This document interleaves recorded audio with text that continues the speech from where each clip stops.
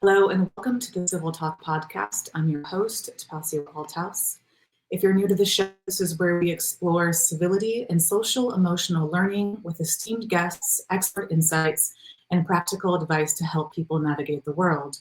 Today, we have a very special episode with our guest, Dr. Richard Boyatzis, a true pioneer in the field of emotional intelligence and leadership development.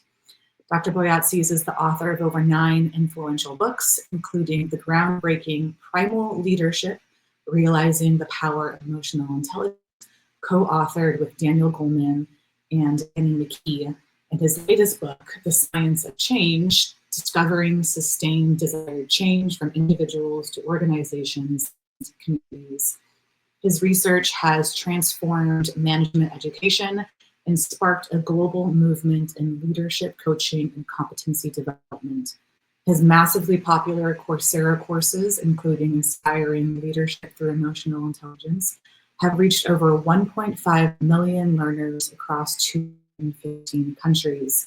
And he is currently a distinguished university professor at Case Western Reserve University. With degrees from Harvard and MIT in social psychology and astronautics, Dr. Boyatzis brings unmatched insights into how we lead, connect, and create lasting change. We are beyond thrilled to welcome him to the CivilTalk podcast for a conversation about the science of human connection, change, and the power of emotional intelligence. Welcome to the show. Thank you. Thank you very much. Thank you. So I want to dive into your book, Primal Leadership. In that book, you describe emotionally intelligent leadership as, quote, primal, meaning, from what I have gleaned, it taps into something fundamental in us.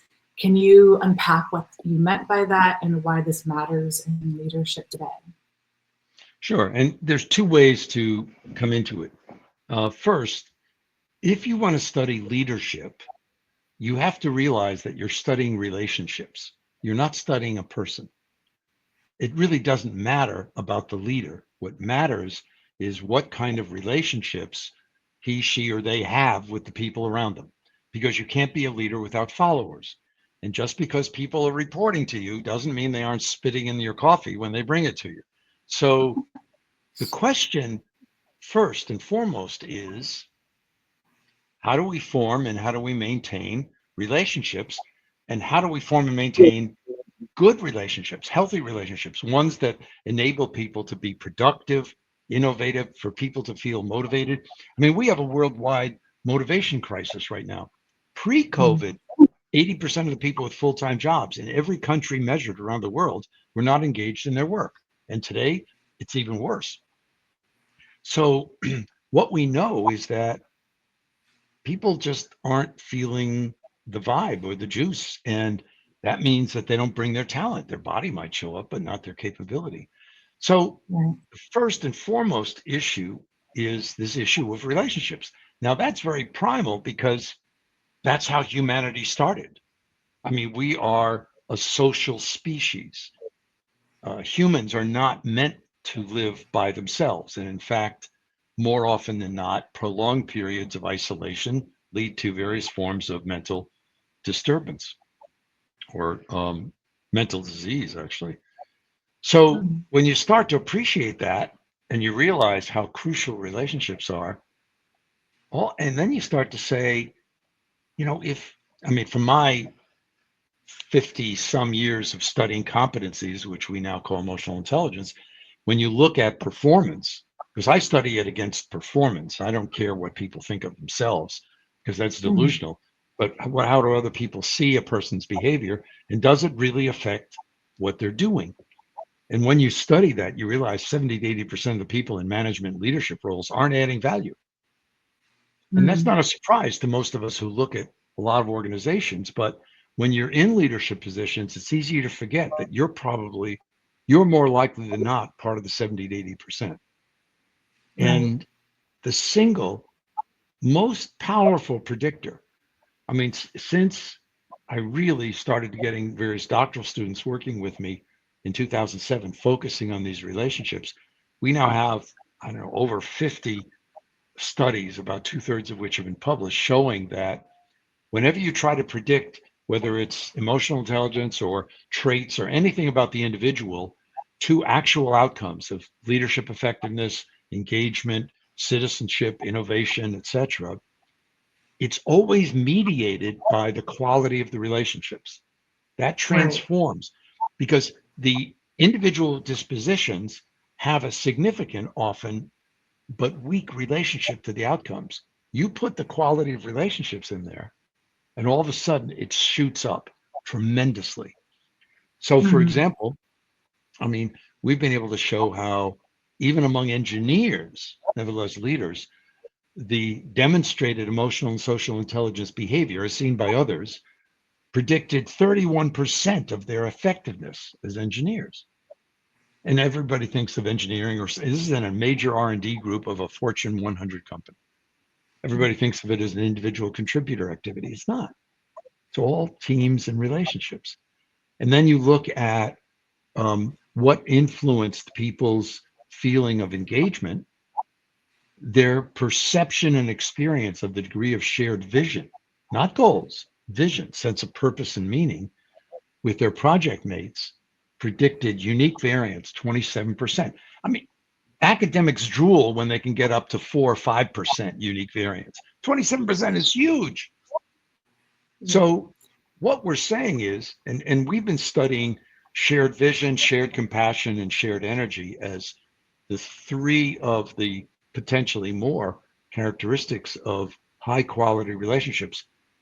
And what we have is also the medical research that I and others have done linking these relational characteristics to actual stimulation of, for example, the parasympathetic nervous system, which is the only antidote to stress. So, the first part of the answer to what makes emotional intelligence primal is that the relationship issue is what makes us human. And Yeah. if you stop and have any sense of history, you realize that it's always been that way. I mean, that's people forming hunting and gathering groups and sitting around a fire started out for all sorts of reasons. And then as things evolved, when people started settlements and farming and all this, and now we jump to today, the issue of relationships is even more important, especially with remote workers. Right. Because you're not seeing each other, you're not smelling each other, you're not seeing all the Mhm. cues. So if you don't have a good relationship, you're just not engaged. The Right. second way it's primal is emotional intelligence as a set of behavioral characteristics, emotional and social intelligence really, are rooted in neural networks that are operating at 8 to 40 thousandths of a second. These things are deeply unconscious. And you can call them primal because they're rooted in emotions that are limbic, are very key, are a part of the oldest part of our brain, the part of our brain that predated humans, actually. Um, so when you think about it, that's what differentiates us. It's not primal in the sense of which we always had an argument about that when the one of the editors working with us at Harvard Business Review had recommended the title. We had among the three of us an argument as to whether or not people would think of primal fear and all that. We said, no, let's put a stake in the sand. We're talking about primal caring, primal pulling together. Mhm. How do you think? How do you, as you're talking about this, it makes so much sense as a human. But Right. how do you sort of normalize these ideas of energy and compassion in environments that sort of don't have that to begin with? Like when you think of a business setting, these words like energy and compassion, and they seem like off words, like words really used in business settings. How do you normalize these primal emotions in environments that tend to normally shoo these things away? Right. Um, we don't normalize it. We try to do research and then train more and more people to realize that a lot of the common practices are dysfunctional. Right. I mean, that's my Right. point about 70 to 80% of the people in leadership and management aren't adding value when you look at actual output. It's Right. horrendous. That's horrendous. And that's at every level. You can look at presidents and CEOs. You could look at presidents of countries. You could look at mayors. You could look at any top executive, and the same percentage holds. So to say that it's common sense, but not common practice is Mhm. very, very true. Now, our approach has been, I mean, Dan Goleman and I were graduate students together in our doctoral program at Harvard, and we were studying with some of the people that, are still the giants in the field of psychology and sociology and anthropology. And, they were some of the people that were doing the early work in the 30s, 40s, and 50s on creating a lot of this understanding. The ideas have been around for a while. What we Mhm. hadn't done is gone in and done the research in as many applied settings. And that's where I think this next generation, like the folks, I'm 78, the folks of my era, were making the biggest breakthroughs because we brought it into family research, we brought it into community development, we brought it into organizations, we brought it into dyadic relationships, and all of these kinds in teams, all of these kinds of things. So, and what we've shown consistently, I mean, believe me, now you could say emotional intelligence and not have everybody snicker at you. Right. Right. 20 years ago, they still were. I mean, Yeah. I was presenting at a professional conference.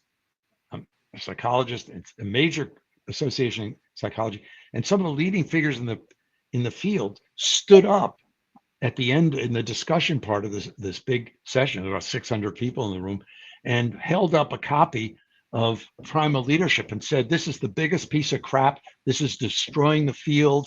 This is ridiculous."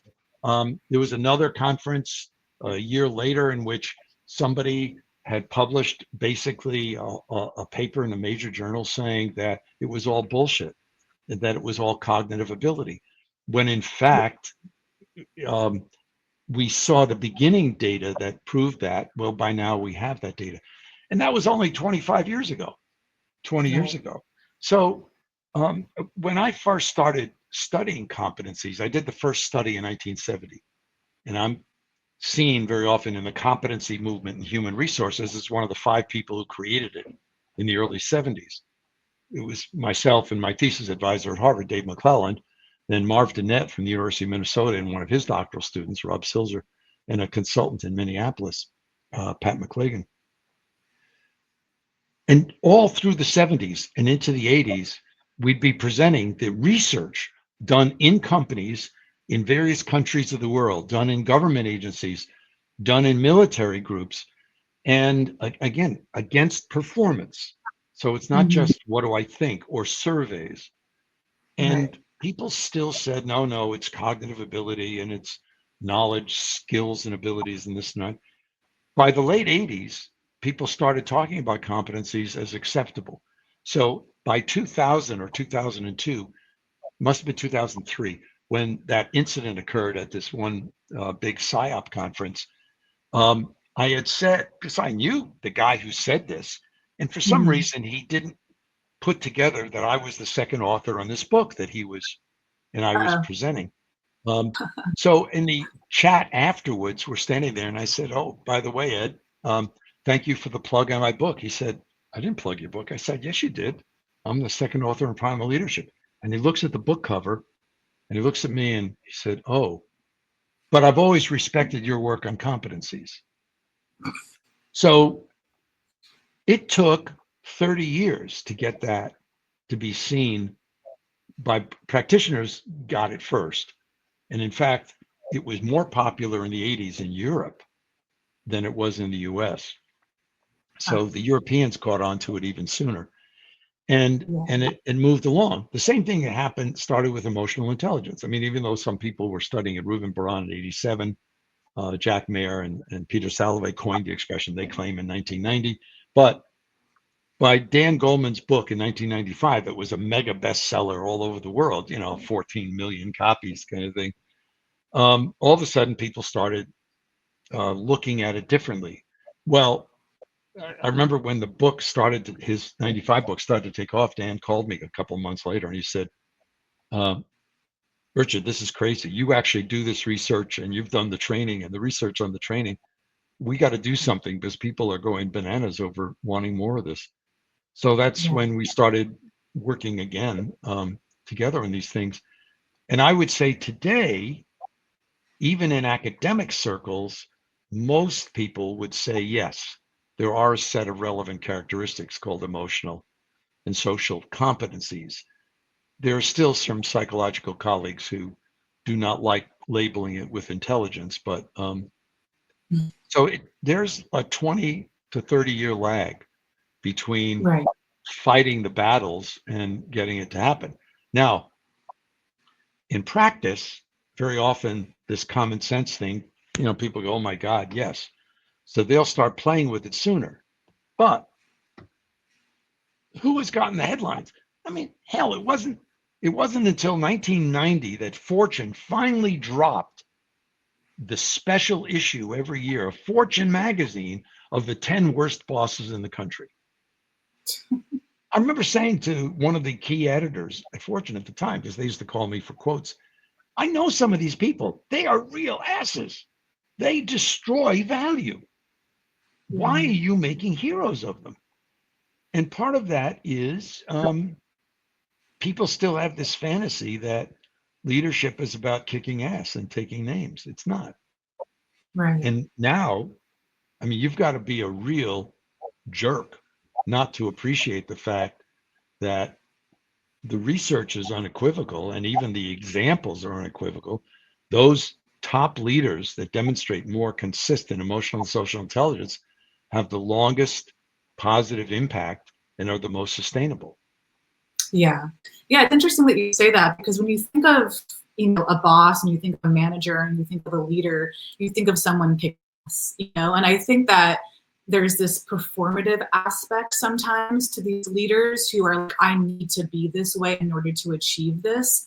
And, I think it's a lot harder to sort of be resonant. And I think that a term you use a lot in Primal Leadership is resonance. And I think for people who are natural, quote unquote, strong leaders and assertive, it's difficult to sort of sit back into a gentle resonant state, but really in actuality, it gives more results. But with that being said, yeah, go ahead.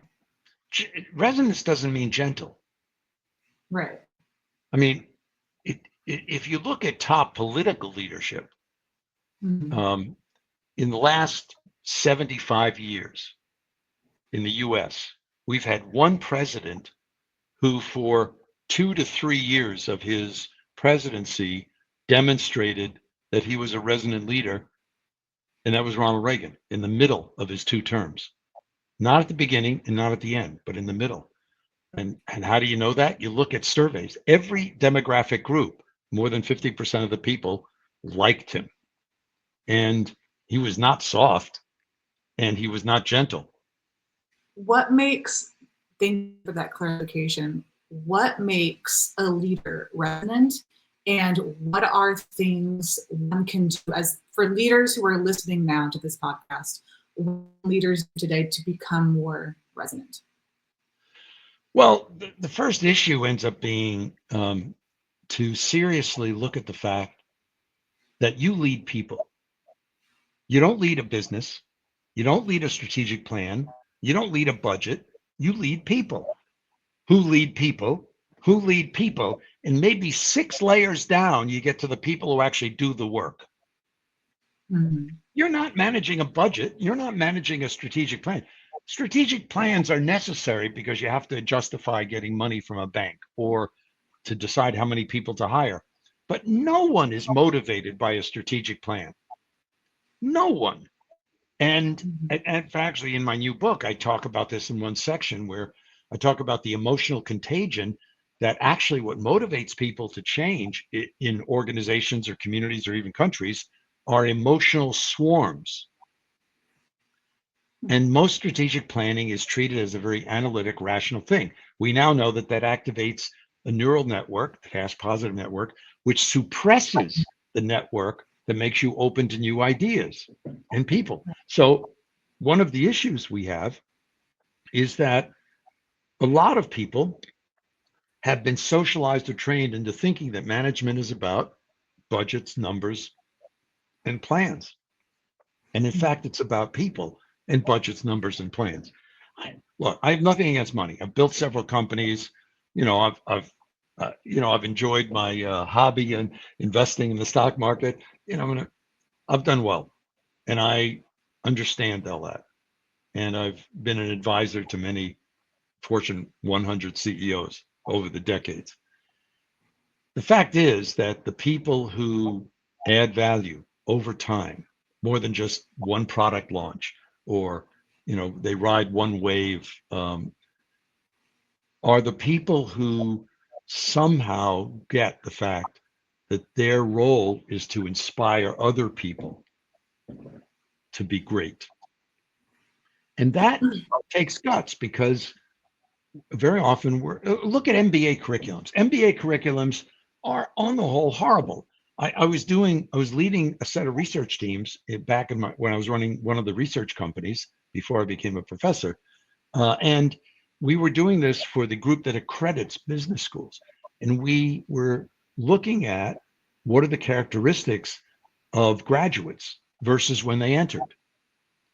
And it was so poor from MBA programs, which a lot of people today appreciate the fact that you learn to analyze the hell out of things, but not how to work with people. And that's what managers and leaders do.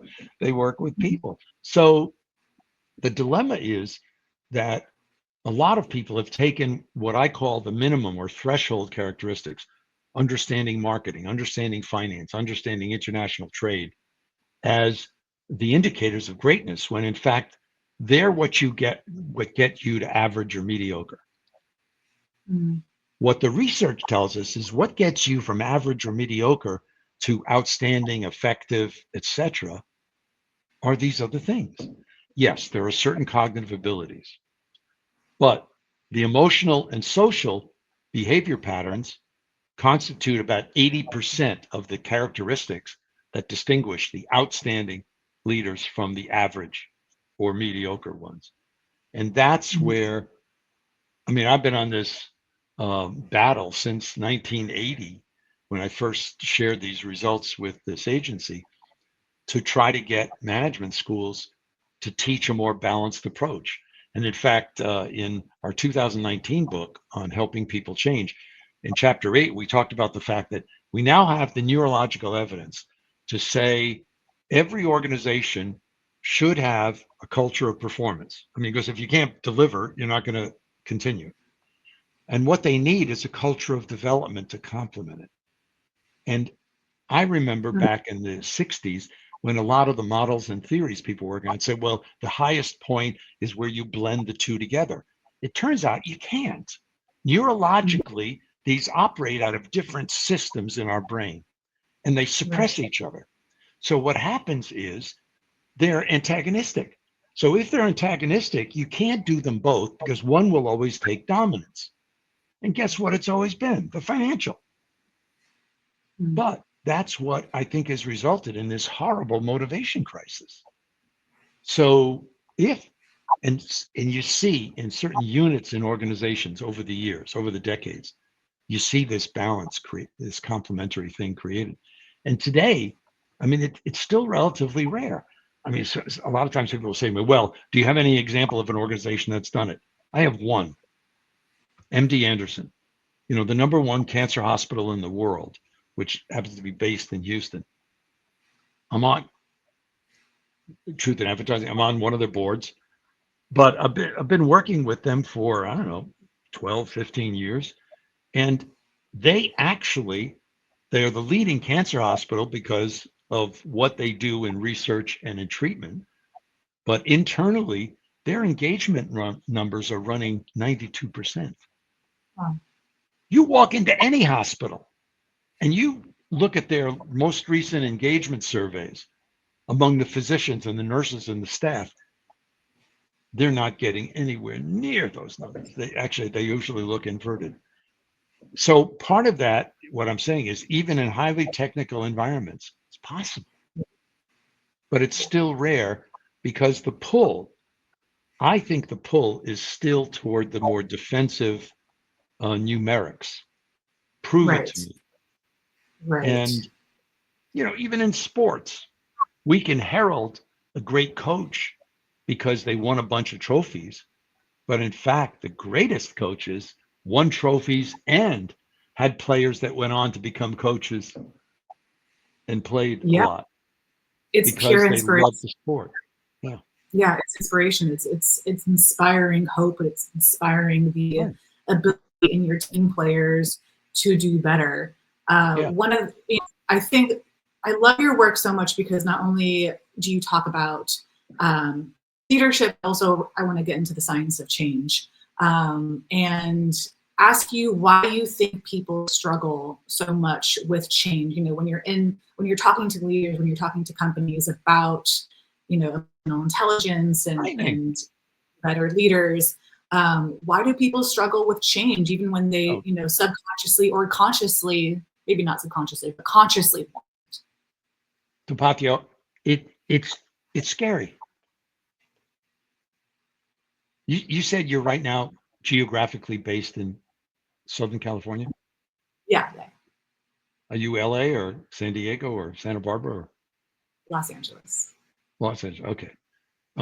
I spent my entire aerospace research career working for Northrop Norair at Hawthorne, all 5.5 months of it.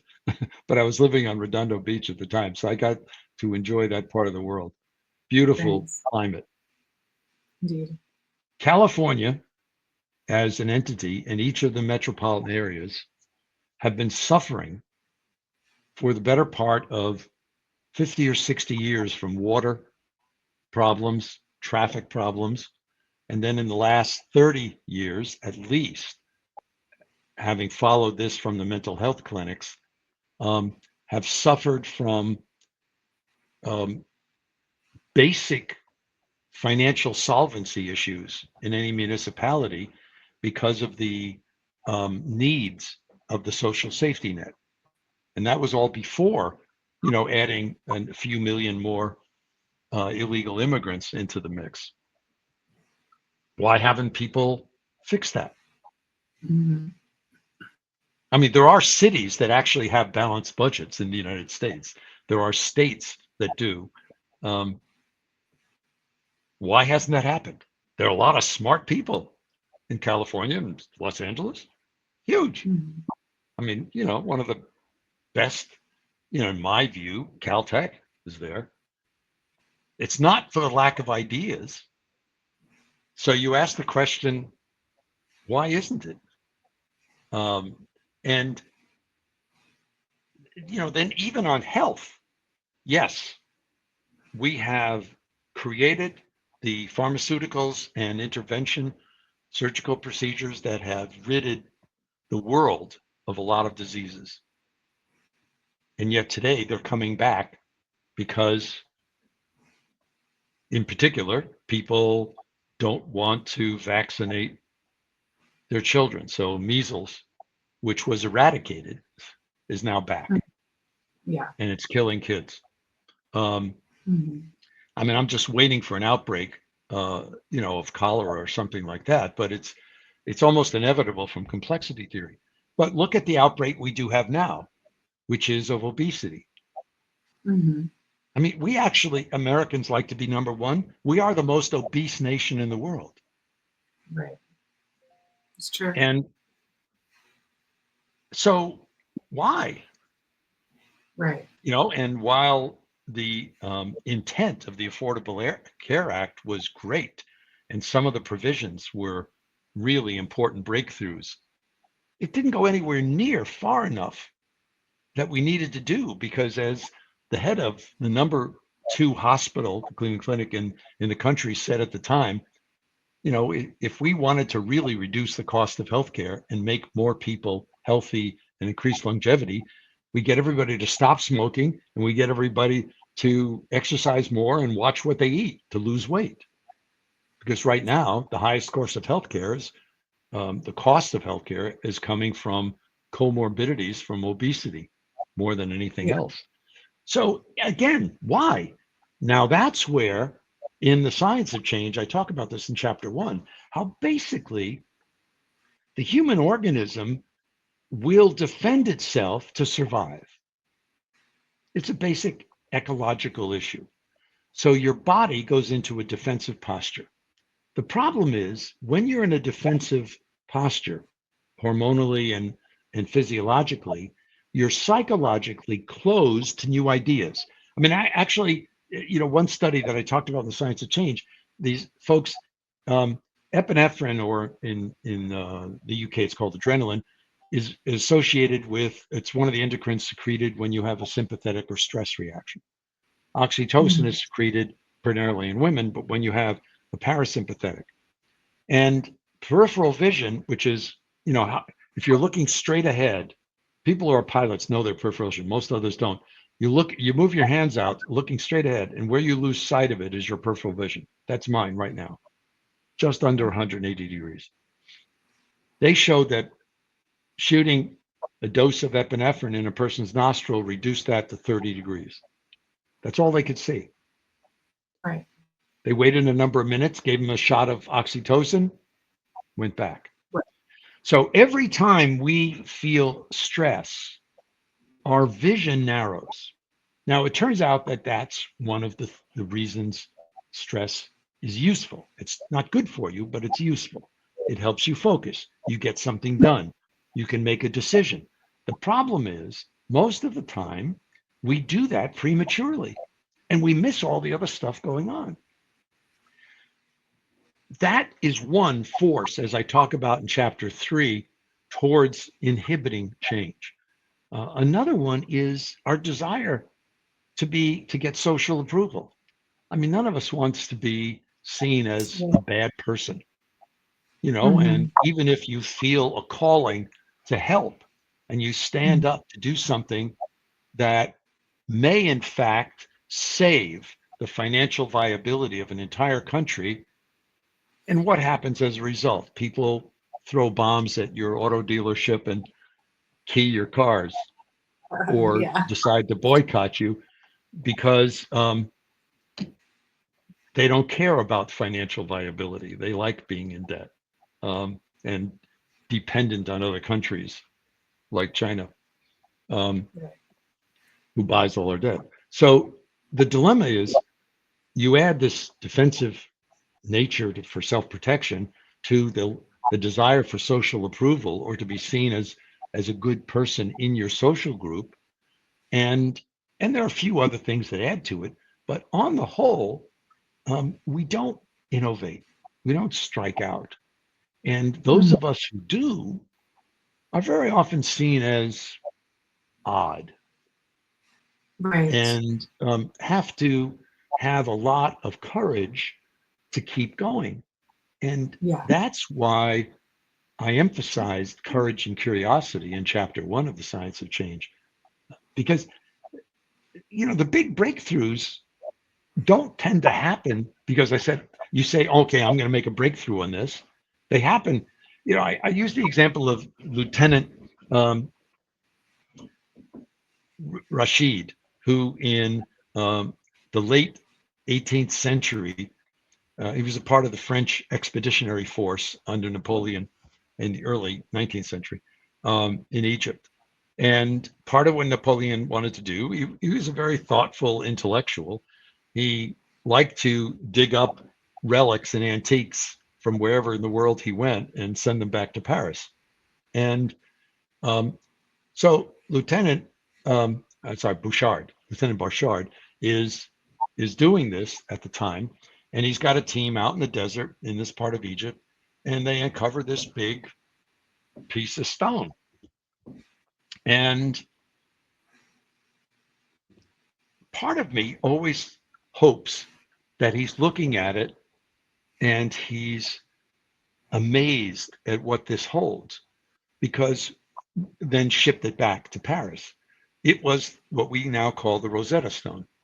because Oh, it wow. was found near Rashid, Egypt. And that was the opening of us understanding the written record of civilizations prior to ancient Greek. We Mhm. didn't have anything before that. Can you imagine if he had a glimmer of what this might be? Right. The awe of that. And those are the moments. And as humans, we have this amazing ability to invent and create and get ourselves out of real messes. But in the process of doing it, the other people around you aren't happy, either because they're jealous or because they just don't believe you, or you're violating the current norms. And Mhm. that's scary. I Yeah. mean, the whole cancel culture was an imposition of one way of looking at the world on everybody else. And Mhm. even today, although the new administration is trying to work away at it, it still is really very live.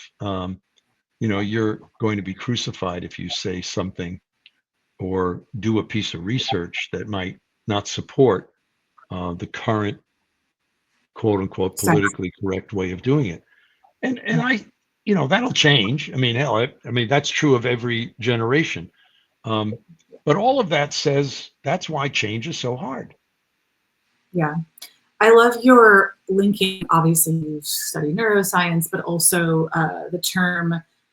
You talk a lot about PEA, which is positive emotional attractor, Right, and this state that sort of activates your parasympathetic nervous system.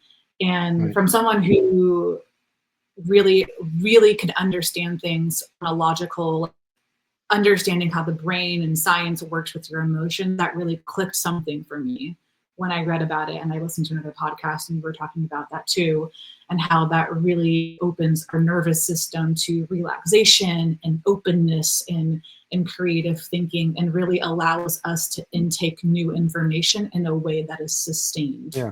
And And that I'd love becomes, sorry, that becomes to, very important in our relationships, our teams, our organizations, our communities.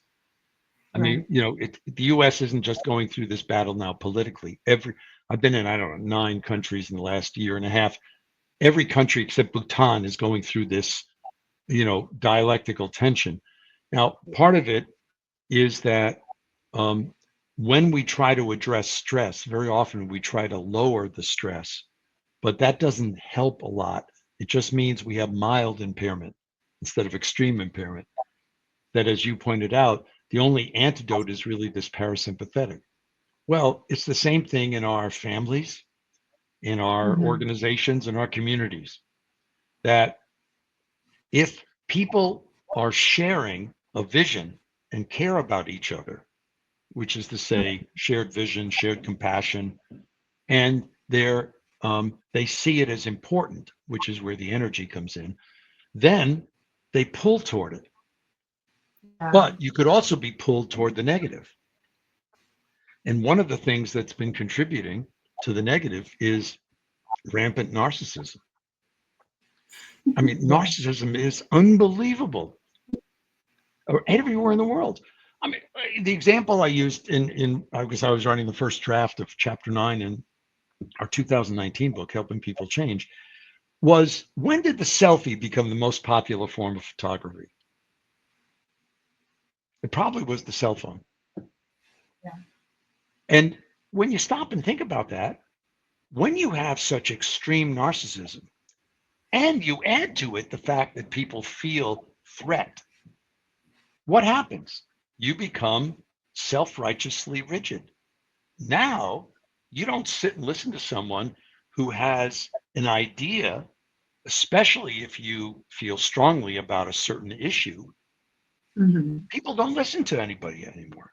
They don't listen to the Yeah. fact that reasonable, creative people, smart, sensitive people could have a different way of looking at this situation. And Right. without that dialogue, without that caring, without that ability to step outside yourself. I mean, I wanted to label chapter 10 of the book, "Get Over Yourself," but my co-authors and our editor at Harvard Business Review Press said, no. The whole book's about being positive. We can't end with a negative thing. I think that But might be a title for your next book. well, That's what we right did there. say was, I do believe, and I do believe socially, the antidote to this rampant narcissism is caring for others. Because when you, and that's really how we operationalize compassion. When you spend the time listening to others, caring for them, what ends up happening is, first of all, you're not as preoccupied with what's going on in your own mind or heart Mhm. or body. And if you truly activate compassion, and we use the Confucian term, so it could be eudaimonic or hedonic. You're feeling for someone in pain or someone who wants to grow. That what happens is you activate the parasympathetic nervous system in yourself and in the other person. So it Mhm. actually helps your sustainability. And that's where we know from medical research. I mean, we just, in 2021, we published an article with a test people can take on themselves, looking at Mhm. their activities in the last week of things that the Right. medical literature has said invoke stress versus the medical literature says invoke renewal. And it's just amazing. Some of them are that invoke renewal are things you do by yourself: meditate, pray, yoga, exercise. But a lot of them are things you do with others, helping people less fortunate, helping the elderly. I say to my graduate students all the time, helping your elderly professors will get you closer to heaven. Um, Having a dog or a cat does it, Right. or a horse or a monkey in other parts of the world. Well, laughing with friends does it. Um, Having a moment at a dinner, at a meal with family in which you're laughing or feeling good about each other is one of Mhm. those moments. So, Right. and even in projects, in teams, or in meetings at work, if you open, if the person chairing the meeting opens with a little bit, a few minutes, 5 minutes, talking about the purpose, not the goals, the purpose of Mhm. what we're doing, or Tom Strauss, who was this phenomenal CEO of Summa Health Systems, grew tremendously while he was CEO. He retired a number of years ago.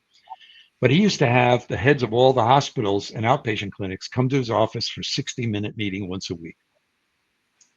The guy was brilliant because as they were finishing and leaving, he'd pick two of them, a different two each time, and say, bring a story of a patient who was helped in your facility during the coming week to the meeting next week. So Right. they'd all get together and he'd have those two people each tell a story of a patient who was helped in their facility. It took all of 6 minutes, and yet it Right. put the entire cognitive as well as emotional mood of the meeting, not about budgets or bed occupancy rates. It reminded everybody that they were there to be healers and Yeah. they were good stories. So the various techniques we use when we talk to each other, um, not just listen, but dialogue, are really, Mhm. really important. And that's where, I mean, given the title of your podcast, Civil Talk, that's where a lot of people think we've lost it over the last, in particular, 30 years. And depending upon which subset of the population, you may never think we had it, or you may think we only had it within certain subgroups. But the fact is that um, we don't have the ability in most situations today to talk about people's thoughts if they're different than your own. Yeah. We've lost Yeah. that civility. Yeah. It's funny you're talking about earlier the things that you can do and the practices that you can make to make sure you get back into a state where you're in your sympathetic or in your, place where you're intaking. Right. You know, and when I think about that, I think about self-responsibility. And I think about leaders who are able to have self-responsibility and how over time, how really sort of when you build up these practices over a variety of things and understand how easy it is to accumulate the goodness after feeling stressed. She just kind of want to share that with others, and tell others how easy it is to do it if you take that self-responsibility and you understand that, for me, something as simple as petting a dog puts me into a state of complete ease, and that's part of the reason why I have a cat. I'm just like, it just, you melt, and you understand like how easy it is to get back into a state where you're resonating with things around you and you're able to intake, especially if you're someone who wants to create, A series of meta-analyses, one in particular came out 2 years ago, saying that playing music does that. Not listening to music, actually playing it. So, playing your piano or playing your guitar actually puts you in that parasympathetic state. And Dan Levitin, who wrote this, Your Brain on Music, but he has a book that came out last year that's phenomenal. It's called I Heard There Was a Secret Chord, taking a line from one of Leonard Cohen's songs. And it's all about the health implications of music using very careful research. And it's a marvelous, marvelous book, but it brings home what many of us have felt. But even those of us who feel it, even those of us who write about it and teach about it, don't always practice it because life feels like it gets in the way.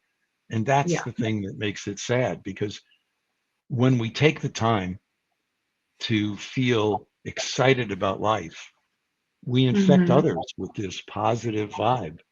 And and making it a priority. Some people don't even make it a priority, but it's about sort of like that responsibility of making it a priority. And do you want to feel okay?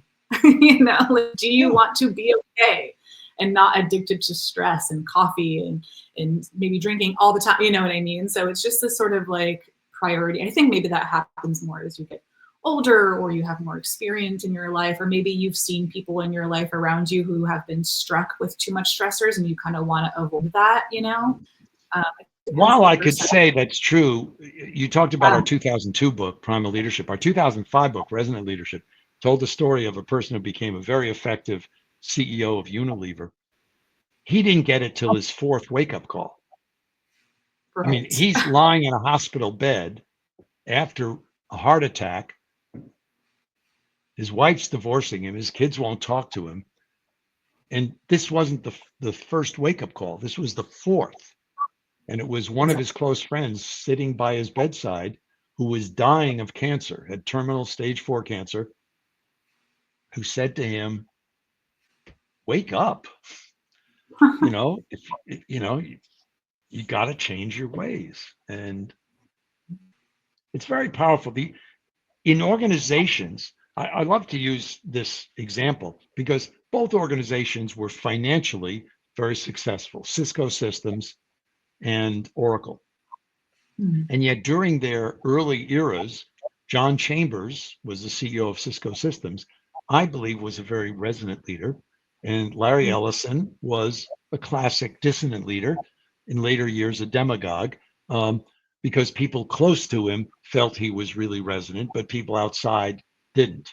And he was fairly harsh with a lot of his style.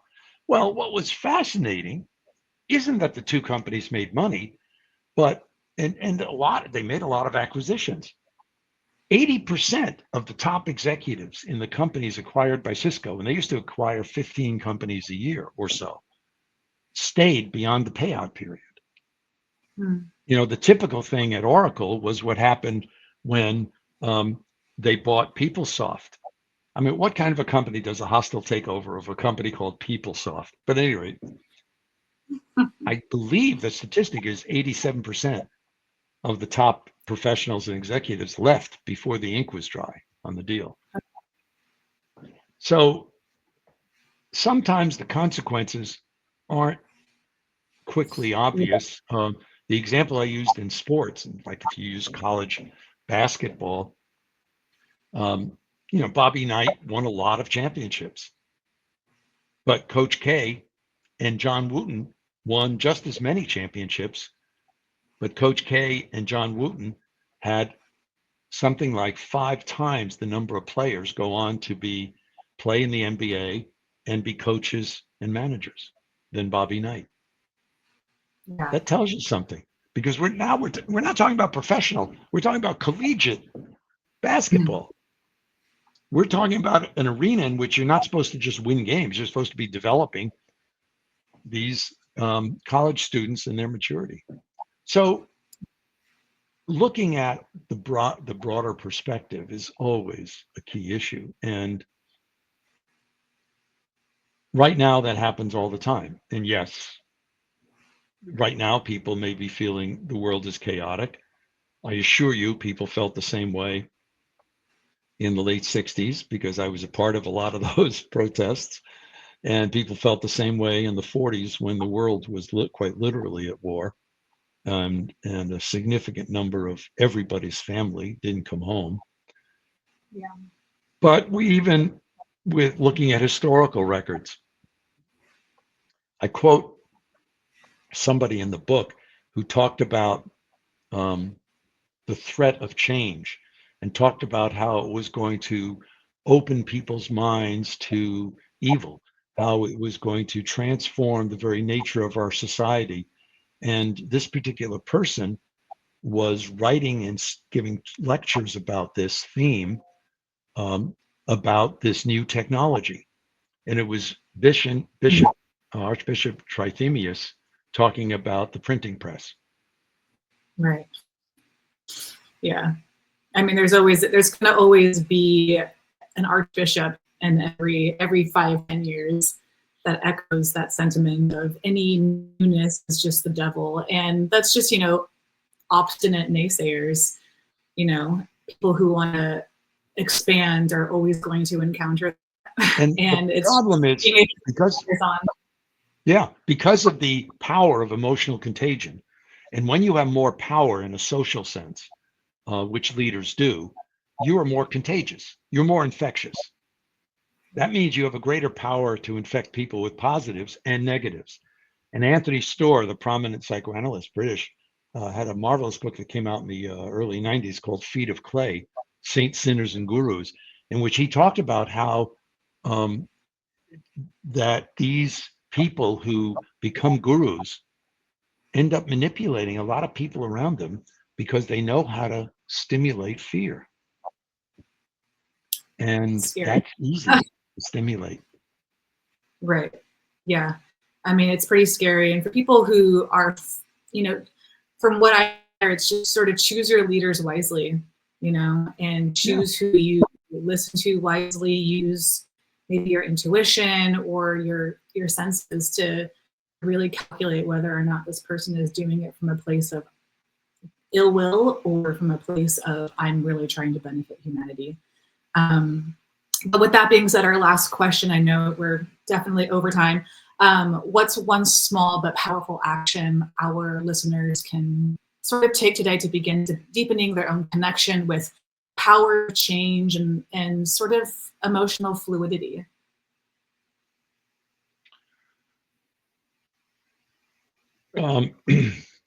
Spend some time tomorrow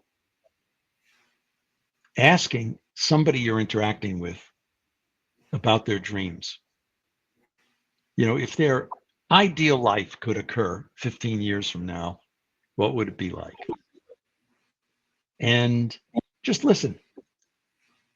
This could be the length of a cup of coffee or tea, 10 minutes, 15 minutes. Listen. Don't ask what problems they're having, because they're going to suck you into their negativity. But ask about the dreams and listen. And if the next day you do it with somebody else and you encourage that person to do it with somebody else, we're going to find in no time at all a lot of people starting to listen to each other about hope. And I think not only will people's relationships get better, but it will open a positive emotional contagion that's not faddish, and it's not based on what I think you should be dreaming about. It's based on what's going on in your heart and mind. That, I think that if more people spent more time, a little bit of time each day, listening to and asking about these kinds of questions, and start with the people you care about the most. Start with the other people that you interact with the most. And just do it in small steps. Thank you. We really appreciate that. To our listeners, hope you make some time to do that. And I hope this conversation was as enlightening for you as it was for us. It kind of felt like a lovely master class in how we can all grow as individuals and sort of incorporate positive change into our life as people and leaders and consumers.